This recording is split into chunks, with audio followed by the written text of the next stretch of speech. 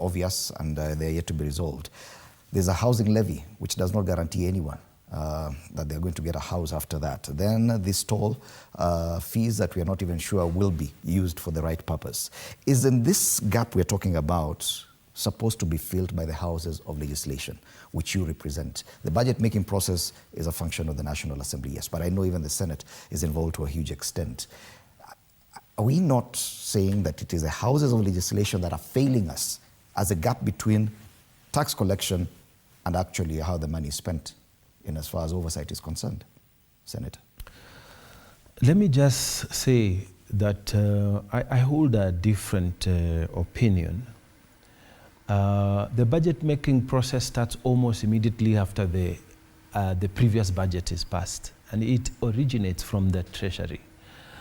I'm telling you, members of the National Assembly, where I used to sit many years ago, they have little interaction with that until the laws, even they had to pass a law to insist that a budget policy paper must be brought first before the estimates are brought.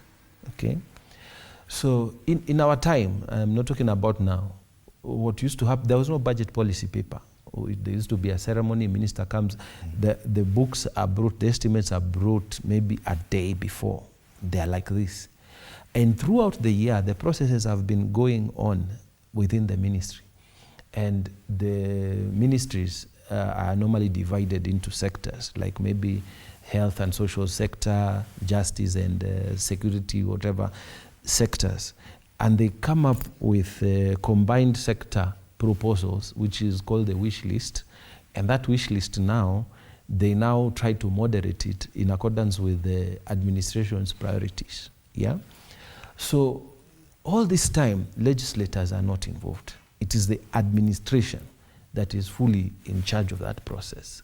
So I would say that there is a certain improvement, because nowadays the law demands that the budget, the BPS must be, but the budget policy paper must be brought earlier on, so that we have these discussions which are ongoing now, so that Kenyans can hear what is going to be allocated where, what is the policy behind this, why should we expect this, what is the policy behind that policy of road tax, and things like that. But I want to say this, and I say it with a very heavy heart, that we have not had financial discipline.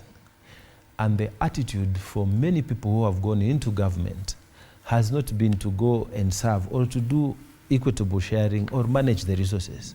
A lot of people have had that desire to go into government and hold the reins of power, control treasury and government, so that they can benefit themselves.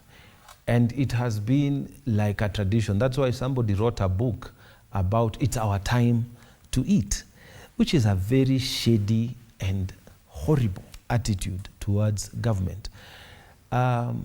We should evolve to the point where people reject government positions, right? Because it is paying me less than what, I don't want to be a cabinet secretary because where I'm working, I'm making more money. I don't have a calling to serve government. Or I will do this first term, next term, I don't want, because I want to make money. I remember one cabinet secretary telling Obama, my kids now are going to college, and I need to work in the private sector to generate money. I've done my 4 years with you. I don't want to be appointed for the next 4 years. Because we should have that attitude that when we are coming into government, we are coming to serve. And this is a deficit. And this is why it pains me that we don't have that critical mass that says we are going to do the right thing for our people, irrespective. And you see, this is Senator, what... Aren't you exonerating the... I'm not exonerating. ...houses of legislation, I'm not surely, in their oversight role? No, I'm not exonerating. I'm saying that in terms of interaction with the budget-making process, it is not a very big place. It has improved because now there's a requirement of the BPS to be brought. But still the time is not what would be enough for us to to really interrogate. Now let me make a point here before I yield the mic. I wanted to say, America used to be a colony of the British Kingdom. In 1773, the people in Boston, Massachusetts state, the state of Massachusetts, they said, we will not accept taxation. There'll be no taxation without representation. The British government was giving laws that were not helping the merchants in Boston to develop. They were killing business.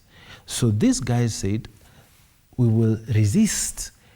And actually the War of Independence in America started from the question of taxation, where people were feeling vis-a-vis representation. Representation. What is this money? We are taking this money to UK. Same argument. It's a house of and I want to say this. I wanted to say this. The people rejected that taxation at that time. The people started the revolution and the War of Independence. And if you are a reader of American history, you know all those generals, and until Washington became president. They started from a resistance. They're saying this money, tunalipa, inaenda wapi? Those were the questions. And then when they got their independence, they formed a government. Still those questions are there today in America. So it's not an issue that we can just resolve, but we need to have honest conversations about where does our money go, and what does it do? Shouldn't those answers be coming to us